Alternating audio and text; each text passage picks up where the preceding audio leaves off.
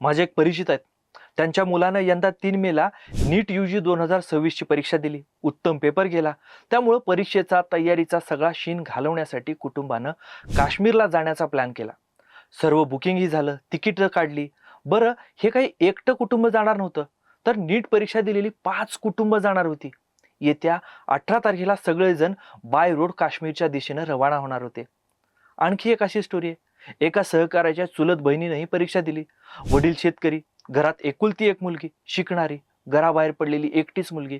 वंशाचा दिवा होऊन मुलीनं नाव कमवावं, डॉक्टर व्हावं म्हणून वडिलांनी तिच्या परीक्षेच्या तयारीसाठी लातूरला ठेवलं होतं तिला. कोल्हापूरच्या टोकावरून वडील 2-1 महिन्यात लेकीला भेटायला यायचे, अडीअडचणी मिटवायचे आणि परत जायचे. परीक्षेलाही आलेले होते आता पुन्हा. मुलीचा पेपर चांगला गेला, त्यामुळे बाप लेकीने मिळून थिएटरला जाऊन राजा शिवाजी सिनेमा बघितला आणि दोघंही संध्याकाळी कोल्हापूरला सगळा बोऱ्या बिस्तरा गुंडाळून परत गेले. मुलगी ही 2-1 वर्षांनी गावी आली होती.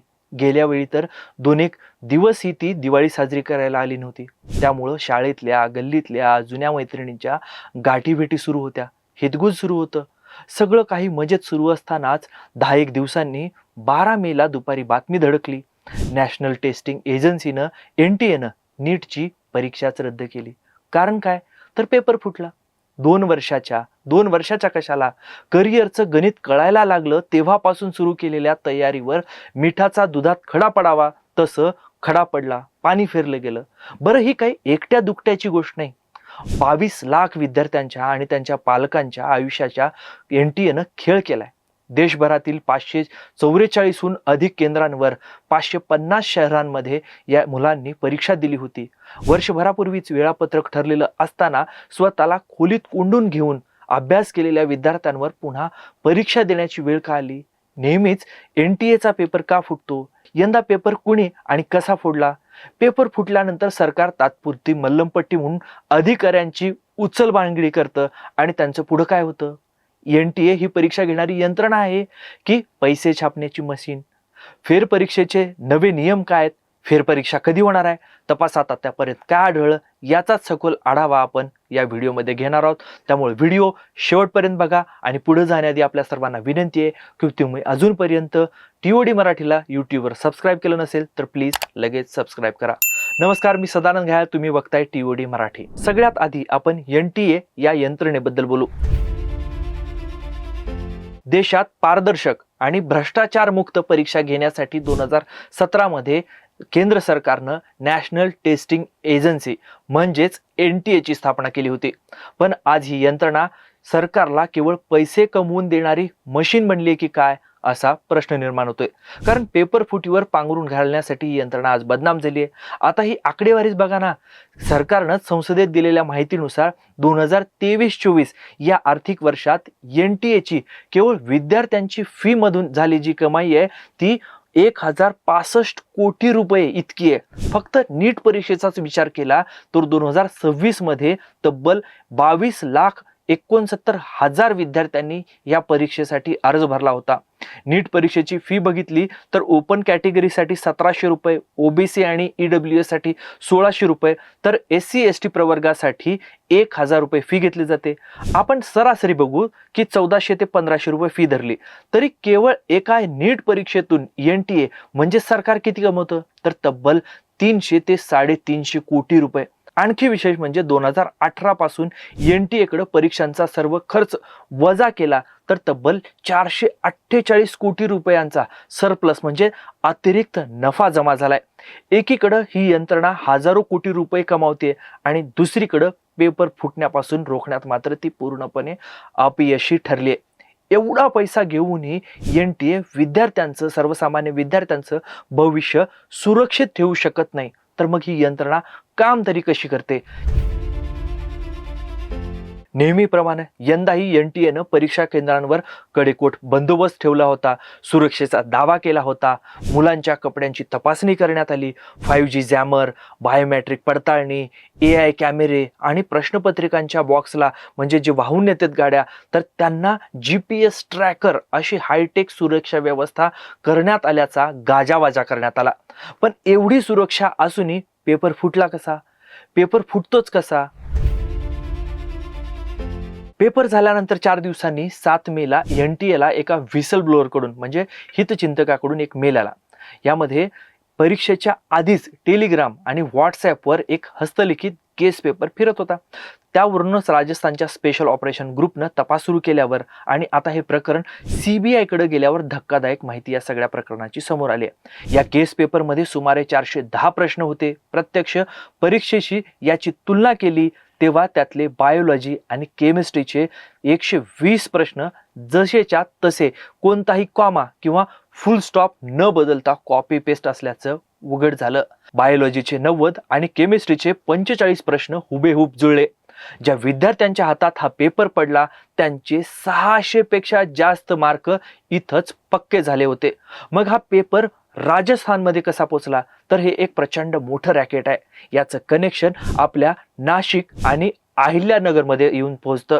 CBIनं अहिल्यानगरमधून धनंजय लोखंडे नावाच्या एका मुख्य आरोपीला या प्रकरणात अटक केली आहे आणि तपासात धनंजय लोखंडेनंच हा पेपर नाशिकच्या शुभम खैरनारला 10 लाख रुपयांना विकला होता असं स्पष्ट झालंय.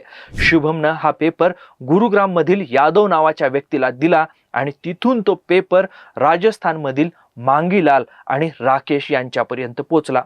राजस्थानमधलं सीकर हे कोचिंग हब या संपूर्ण रॅकेटचं नेटवर्कचं प्रमुख केंद्र होतं. तिथून हा पेपर केरळ, उत्तराखंड, महाराष्ट्र आणि उत्तर प्रदेशातील अनेक कोचिंग क्लासेस आणि विद्यार्थ्यांपर्यंत पोहोचला. एका विद्यार्थ्याला हा पेपर 5 ते 10 लाख रुपयांना विकला. या प्रकरणात आतापर्यंत 13 जणांना अटक झाली आहे. त्यात कोचिंग माफिया आणि काही एजंटचाही समावेश आहे. पण नीटचा पेपर फुटण्याची ही काही पहिलीच घटना नाही, अख्खा इतिहासच आहे. 2016 आणि 2021 मध्येही पेपर फुटीचे आरोप झाले होते. तुम्हाला आठवत असेल 2 वर्षापूर्वी 2024च्या नीट परीक्षेतही असाच मोठा गोंधळ झाला होता. त्यावेळी ग्रेस मार्क देणं, एकाच केंद्रावरील अनेक विद्यार्थ्यांना पैकीच्या पैकी मार्क्स मिळणं आणि पेपर फुटीचे आरोप यामुळं देशभर आंदोलनं झाली होती. तेव्हा तर प्रकरण थेट सुप्रीम कोर्टातही गेलं होतं. पण त्यावेळी असं मानण्यात आलं की तो जो काही प्रकार झाला होता तो केवळ काही केंद्रांपुरता मर्यादित होता. त्यामुळे NTAनं संपूर्ण परीक्षा रद्द न करता केवळ काही विद्यार्थ्यांची फेरपरीक्षा घेतली होती. तसंच 2024 मध्ये UGC नीट परीक्षेचाही पेपर फुटला होता. त्यानंतर केंद्र सरकारनं जून 2024 मध्ये सुबोध कुमार सिंह यांची NTAच्या महासंचालक पदावरून हकालपट्टी केली होती. सध्या ते छत्तीसगडमधील भाजप सरकारचे मुख्यमंत्री विष्णुदेव साय यांचे प्रधान सचिव म्हणून कार्यरत आहेत.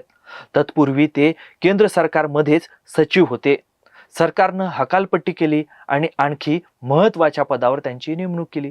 त्यामुळे ही कारवाई केवळ मल्लमपट्टी किंवा रडक्याचे डोळे पुसतात तशीच ठरली. आता तर 2026चं चित्र आणखी गंभीर आहे. यंदाचा पेपर फुटीचा प्रकार हा केवळ मर्यादित लिमिटेड नाही तर सिस्टमॅटिक म्हणजे देशभर पसरलाय. गेस पेपरच्या माध्यमातून देशभरात शेकडो हजारो विद्यार्थ्यांपर्यंत हा पेपर पोचल्यानं मेरिटची वाट लागली आहे.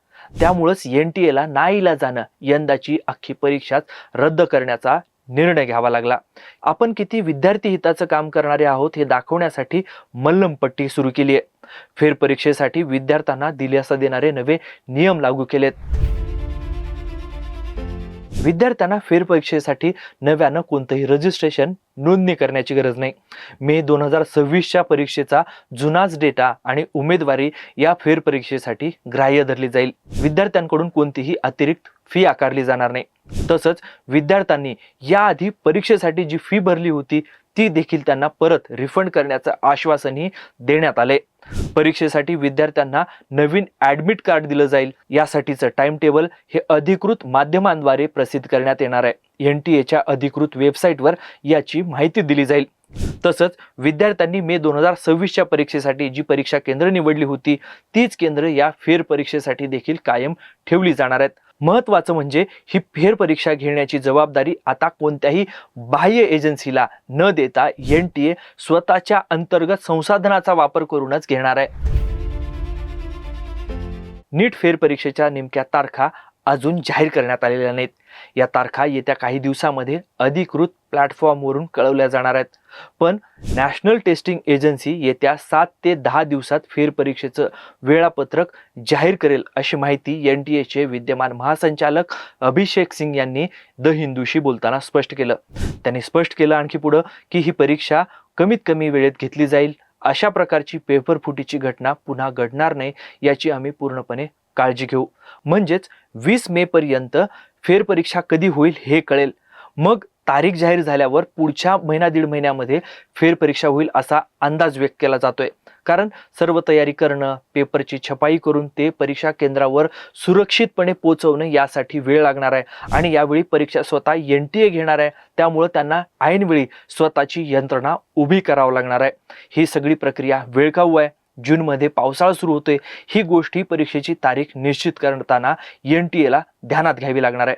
थोडक्यात काय तर NTAचं हे पाऊल म्हणजे जाणून बुजून नुकसान करायचं, चूक करायचं आणि मग सॉरी म्हणायचं असं आहे. बाह्य यंत्रणा म्हणजेच खाजगी संस्थेऐवजी आता NTA स्वतः परीक्षा घेणार आहे. म्हणजेच बाह्य यंत्रणा ही कुचकामी गोष्ट आहे, तिच्यावर विश्वास टाकता येत नाही याचीच कबुली या निमित्ताने NTAनं दिली आहे. आरोपींना अटकही झाली, पण हा काही या समस्येवरचा, या संकटावरचा कायमचा उपाय नाही. त्यासाठी भविष्यात कोणत्याच विद्यार्थ्याच्या मेहनतीचा पैशांच्या बाजारामध्ये लिलाव होणार नाही अशी भक्कम यंत्रणा उभारणं गरजेचं आहे.